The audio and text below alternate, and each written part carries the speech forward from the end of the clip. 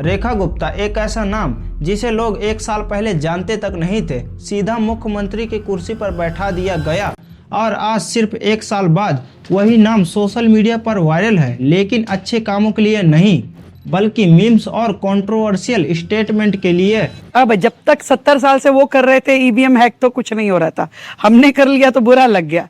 अब हर 15 दिन में हमारा मंत्री जाके कूड़े के पहाड़ पे जाता है और उसको बोलता है खड़ा होके तेरे को जाना पड़ेगा भाई। और AQI एक ऐसा आपका टेम्परेचर है। आखिर ऐसा क्या हुआ कि रेखा गुप्ता का नाम आज काम से ज्यादा विवादों में सुनाई देता है कि उनके दिए गए बयान इंटरनेट पर सीरियस डिस्कशन के बजाय मजाक और मीम्स का हिस्सा बन जाते हैं? क्या वाकई पार्टी को रेखा गुप्ता पर इतना भरोसा था कि उन्हें सीधा मुख्यमंत्री बना दिया गया, या फिर ये फैसला सिर्फ ऊपर से लिया गया एक प्लान था जहां चेहरा नया हो लेकिन कंट्रोल कहीं और हो? देखो, रेखा गुप्ता की राजनीतिक जर्नी आज की नहीं, ये काफी लंबे समय से इस सिस्टम का हिस्सा रही हैं। 1990 के दशक में जब ये कॉलेज में पढ़ रही थी तभी इन्होंने ABVP ज्वाइन कर लिया। ABVP यानी RSS का स्टूडेंट विंग। फिर 2004 के आसपास इन्हें भारतीय जनता युवा मोर्चा की नेशनल सेक्रेटरी बना दिया गया और ये कोई छोटी उपलब्धि नहीं थी। उसके बाद इनका कद और बढ़ा, MCD में इन्हें महत्वपूर्ण जिम्मेदारी मिली और 2007 से 2012 के बीच पीतमपुरा वार्ड से काउंसलर भी रही, लेकिन विधायक बनने का सपना अभी भी बाकी था। 2015 में इन्होंने पहली बार MLA का चुनाव लड़ा और बुरी तरह हार गईं। 2020 में फिर से कोशिश की, इस बार भी करारी हार मिली। फिर आया 2025 जब आम आदमी पार्टी उस वक्त बुरी तरह लड़खड़ा रही थी। केजरीवाल सहित ज्यादातर बड़े नेता या तो जेल में थे या जेल से अभी अभी बाहर निकले थे। आम आदमी पार्टी का पूरा सिस्टम अस्त व्यस्त पड़ा था और ठीक उसी मौके पर बीजेपी ने रेखा गुप्ता को शालीमार बाग से टिकट दे दिया और 70 में से 48 सीटों के साथ जबरदस्त जीत हासिल की। फिर आता है वो पल जिसने सबको चौंका दिया। 20 फरवरी 2025 पहली बार विधायक बनने के तुरंत बाद सीधा CM का पद दे दिया गया। लोगों को लगने लगा कि दिल्ली में एक नया दौर शुरू होगा, लेकिन जैसे जैसे समय बीता उम्मीदों की जगह सवाल बढ़ने लगे, क्योंकि जिस तरह दिल्ली को चलाया जा रहा है उससे कई लोगों को लगने लगा कि शायद ये शहर किसी बड़े राजनीतिक एक्सपेरिमेंट का हिस्सा बन चुका है। रेखा गुप्ता का इस तरह से CM बनना यह दिखाता है कि बीजेपी ने कितनी जल्दबाजी में ये फैसला लिया है, लेकिन राजनीति के बड़े फैसलों से ज्यादा मायने रखता है जमीन पर काम करना। और जब बात आती है वादों की, तो सबसे बड़ा वादा था यमुना को साफ करने का। जी ने वादा किया था, मैं आपको भरोसा दिलाता हूं कि लोकसभा के चुनाव के पहले पहले यमुना जी को हम स्वच्छ करने का काम पूरा कर दें। चुनाव से पहले बड़े बड़े वादे हुए थे कि 3 साल में यमुना इतनी साफ हो जाएगी कि आप उसमें डुबकी लगा सकोगे, लेकिन आज 1 साल बाद क्या हाल है? यमुना साफ तो नहीं हुई, पर हाँ उस पे राजनीति के सफेद झाग जरूर बढ़ गए हैं। अक्टूबर 2025 में जब छठ पूजा का त्योहार आया तो दिल्ली वाले उम्मीद कर रहे थे कि इस बार नई सरकार है, कुछ तो बदला होगा, लेकिन जब लोग घाट पहुंचे तो यमुना नदी कम और किसी केमिकल फैक्ट्री का नाला ज्यादा लग रही थी। चारों तरफ जहरीला झाग तैर रहा था। अब यहाँ देखिए रेखा गुप्ता जी का मास्टर स्ट्रोक। जब सरकार को लगा कि असली यमुना तो साफ नहीं कर पाए और फोटो खराब आएगी, तो उन्होंने क्या किया? यमुना के बगल में ही एक आर्टिफिशियल घाट बना दिया। बताया जाता है वजीराबाद से फिल्टर किया हुआ पानी और टैंकरों से साफ पानी लाकर उस गड्ढे में भरा गया ताकि VIP विजिट के दौरान सब कुछ चकाचक दिखे, लेकिन जनता सब देख रही थी। एक तरफ जहरीली काली यमुना बह रही थी और दूसरी तरफ ये बनावटी तालाब। ये तो वही बात हो गई कि घर में गंदगी फैली है और मेहमान आने पर आपने सारा कूड़ा कालीन के नीचे छुपा दिया। सरकार ने डेडलाइन भी 2027 से बढ़ाकर अब 2029 कर दी है। मतलब साफ है, काम नहीं हो रहा, बस तारीखें बढ़ रही हैं। लेकिन दिल्ली की समस्या सिर्फ पानी तक सीमित नहीं है, उससे कहीं ज्यादा। अब यहाँ का AQI चर्चा में रहता है, लेकिन हमारी सीएम रेखा गुप्ता जी के लिए AQI कोई प्रदूषण मापने का स्केल नहीं बल्कि एक टेम्परेचर है। जी हाँ, आपने सही सुना। दिसंबर 2025 में जब दिल्ली की हवा जहरीली हो चुकी थी, लोग सांस तक नहीं ले पा रहे थे और AQI का कांटा 400 से 500 के पार जा रहा था, तब सीएम साहिबा ने विधानसभा में खड़े होकर कहा, और AQI एक ऐसा आपका टेम्परेचर है आपको जो किसी भी इंस्ट्रूमेंट से पता चलता है। अब कोई इन्हें समझाए कि मैडम टेम्परेचर से बुखार मापा जाता है और AQI से ये पता चलता है कि हमारे फेफड़े कितने खराब हो रहे हैं। लेकिन जब विजन ही क्लियर ना हो तो धुंध में सब कुछ टेम्परेचर ही नजर आता है। और हद तो तब हो गई जब प्रदूषण कम करने के बजाय डेटा कम करने का जुगाड़ लगाया गया और आम आदमी पार्टी के नेताओं ने रंगे हाथों पकड़ लिया कि कैसे मॉनिटरिंग स्टेशन के पास पानी छिड़काया जा रहा था ताकि मशीनों को हवा साफ लगे और रीडिंग कम आए। जब सीएम साहिबा से इस पर सवाल हुआ तो उन्होंने बड़े मासूमियत से कहा, तो स्प्रे हॉटस्पॉट पे ही तो करेंगे आप, कोई मॉनिटर पे करके AQI डाउन होता है क्या? गंभीर बात यह है कि जब दिल्ली गैस चैम्बर बनी थी तब सरकार ग्रेडेड रिस्पॉन्स एक्शन प्लान लागू करने में देरी कर रही थी। क्यों? क्योंकि बड़े बिल्डर और बिजनेसमैन का दबाव था कि काम न रुके। लेकिन जब सुप्रीम कोर्ट ने जमकर फटकार लगाई तब जाकर सरकार की नींद खुली। और जब दिल्ली वाले मास्क पहनकर खांस रहे थे तो सीएम साहिबा कहाँ थी? मैसी के साथ फोटो खिंचवा रही थी।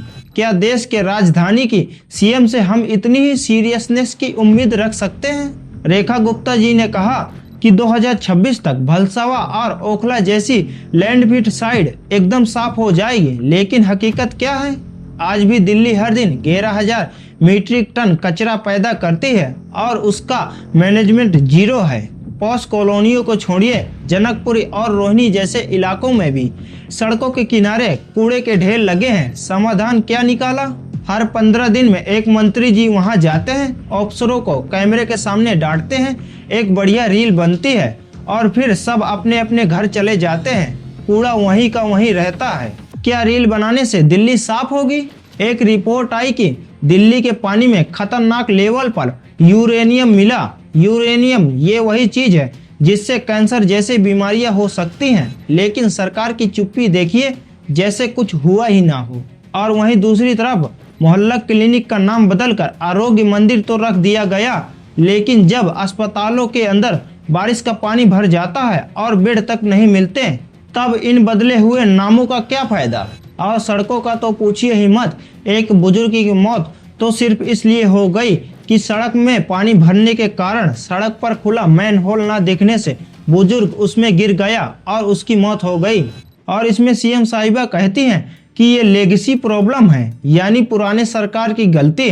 मैडम, दिल्ली की जनता ने आपको पुराने बहाने देने के लिए नहीं बल्कि नए समाधान के लिए वोट दिया था। जब आप हर बात का दोष पिछले वालों पर थोप देती हैं तो लोग पूछते हैं कि फिर आप वहां क्या कर रही थी? क्या हमारी जान इतनी ही सस्ती है कि बस गड्ढे और जहरीले पानी की भेंट चढ़ जाएं? दोस्तों, पॉलिटिक्स में अक्सर कहा जाता है कि काम बोलता है, लेकिन दिल्ली में सिर्फ बयान बोल रहे हैं, और वो भी ऐसे बयान कि आप अपना सिर पकड़ लेंगे।